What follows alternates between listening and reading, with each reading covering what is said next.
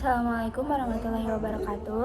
Perkenalkan, nama saya Gitsya Zahira dengan NPM 233402190. Nah, di sini saya bersama salah satu anggota dari Pagar Asik. Boleh memperkenalkan dirinya, Kak? Baik, terima kasih Kak Gitsya. Sebelumnya perkenalkan, nama saya Mutiara Putri Asofa. Saya merupakan anggota Pagar Asik pada tahun 2023 dan pada saat ini di Pagar Asik ini saya sebagai kepala bidang di program SIM. Oke, Kak. Nah, di sini aku ada beberapa pertanyaan nih buat Kakak. Nah, yang pertama, apa tujuan utama dibentuknya komunitas Pagar Asik ini? Oke, sebenarnya aku mau ceritain dulu secara singkatnya nih, gimana bisa kebentuk adanya komunitas Pagar Asik ini. Mungkin kakak juga udah tahu ya bahwasannya Pagar Asik ini ruang lingkupnya yaitu sosial, yang dimana kita itu sangat aware terhadap lingkungan sekitar, terutama masyarakat yang ada di Kota Tasikmalaya. Nah, kenapa dibentuknya komunitas ini? Karena pertama, pendirinya itu Kang Uzi merupakan lulusan dari pekerja sosial, yang dimana tentu beliau itu sangat aware akan lingkungan sekitar gitu ya. Kan Tasikmalaya itu merupakan terbilang kota miskin di Jawa Barat, yang dimana pada tahun 2024 ini terdapat 11% tingkat kemiskinannya, hampir setara dengan kabupaten gitu. Dan tentunya walaupun ada anggaran-anggaran kebutuhan yang dipenuhi oleh pemerintah untuk rakyat-rakyat sekitarnya gitu, ataupun rakyat yang kekurangan, namun nyatanya masih ada dan masih banyak warga-warga Kota Tasikmalaya yang belum menerima menerima bantuan-bantuan tersebut. Dan dengan adanya komunitas ini, kita tentu memfasilitasi kekurangan-kekurangan yang dibutuhkan oleh masyarakat sekitarnya gitu. Oke.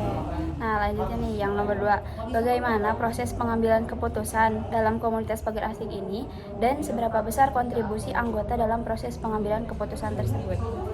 Nah, untuk jawaban tersebut tentunya kita kan bersama-sama gitu ya. Jadi setiap ada keputusan apapun, pasti kita mengadakan dulu musyawarah bersama, dan tentunya kita juga tidak hanya Pagar Asik saja gitu ya, tapi kita juga dinaungi oleh yayasan, yaitu Yayasan Pengharapan Kita.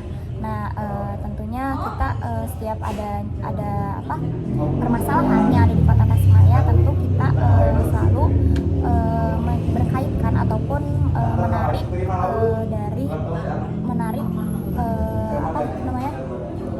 ketua-ketua yang ada di RHK. Dan tentunya kita juga memiliki tanggung jawab tersendiri. Jadi kita pasti akan ikut berkontribusi tentang apapun yang ada di federasi. Selanjutnya, yang nomor 3 nih, apa aja kegiatan atau program yang paling sukses atau berkesan yang pernah diselenggarakan oleh komunitas Pagar Asik ini? Wah, tentunya sangat banyak sekali Kak. Yang dimana yang paling besar tuh pada saat bulan puasa, kita sebutnya yaitu iftar yang dimana merupakan acara buka bersama dengan masyarakat yang kurang dilihat gitu oleh pemerintah. Karena dengan tujuan adanya iftar, dan alhamdulillahnya tahun kemarin kita menyebarkan paket buka puasa sebesar 1.500 paket. Banyak. Iya betul, dan itu tentu kita tidak berfokus pada masyarakat kota, namun kita tuh berfokusnya ke daerah-daerah pelosok gitu kan. Jadi Karena yang daerah kecil. Iya betul, karena kita juga sebelum mengadakan program tersebut, kita melakukan survei terlebih dahulu ke daerah-daerah itu, yang dimana ternyata seperti di daerah Taman Sari, ternyata itu tuh tingkat kemiskinannya tuh sangat tinggi Kak, terutama pekerjaan mereka tuh rata-rata serabutan begitu, dan untuk makan sekalipun mereka rata-rata kesulitan gitu. Iya betul, karena dengan adanya program ini, dan tentu kita juga meminta bantuan kepada Pak Wali Kota Tasikmalaya, Pak Fiman, dan pada saat di acara iftar itu, saat acara pembukaan, alhamdulillah Pak Fiman juga datang gitu. Oke. Nah, selanjutnya nih yang nomor 4. Apa dampak nyata yang telah diberikan komunitas pagar asik ini kepada anggota atau masyarakat di sekitar?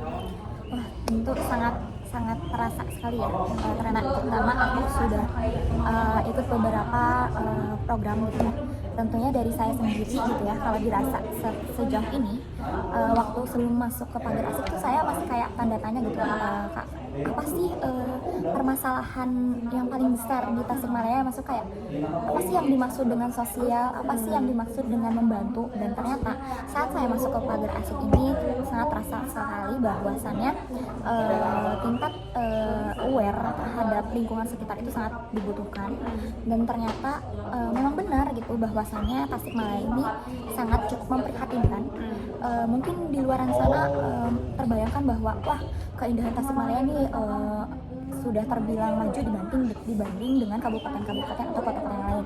Namun nyatanya masyarakat terpesisirnya itu sangat tidak merasakan kemajuan apapun gitu.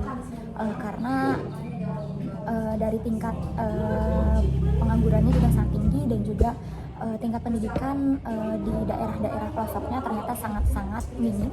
Dengan adanya pagar asik juga, kita memfasilitasi beberapa daerah-daerah pelosok untuk mendapatkan pendidikan yang layak dengan adanya lembaga yang mau bekerja sama dengan kita untuk mengadakan sekolah paket ABC gitu. Dan terutama seperti yang sedang saya lakukan sekarang, program ini yang dimana kita tuh sedang membantu sebuah lokasi, yaitu di lokasi Setiawardi, yang dimana tepatnya itu di Taman Sari. Mereka itu tingkat ingin kembali bersekolah itu sangat tinggi, dan tentunya sama kita difasilitasi mencari lembaga, dan tentunya kita juga ikut serta menjadi tutor untuk mengajar di sekolah itu. Oke. Nah, yang terakhir nih Kak, apa peran medsos atau platform digital dalam komunitas pagar asik ini? Tentunya sangat dibutuhkan gitu ya, terutama kita itu lebih banyak juga di medsos gitu, yang dimana kita menggunakan medsos ini agar pagar asik ini lebih terkenal, lebih dikenal oleh warga-warga sekitarnya gitu, dan oleh kota-kota luar. Dan tentunya kita juga main di LinkedIn, Kak. Nah kan kita itu main LinkedIn, jadi alhamdulillah sampai daerah Kalimantan kita terkenal apa sih pagar asik itu. Oke, terima kasih banyak ya Kak, Ya, sama-sama. pengetahuan dan ilmu-ilmunya. Sekian dari saya, assalamualaikum warahmatullahi wabarakatuh.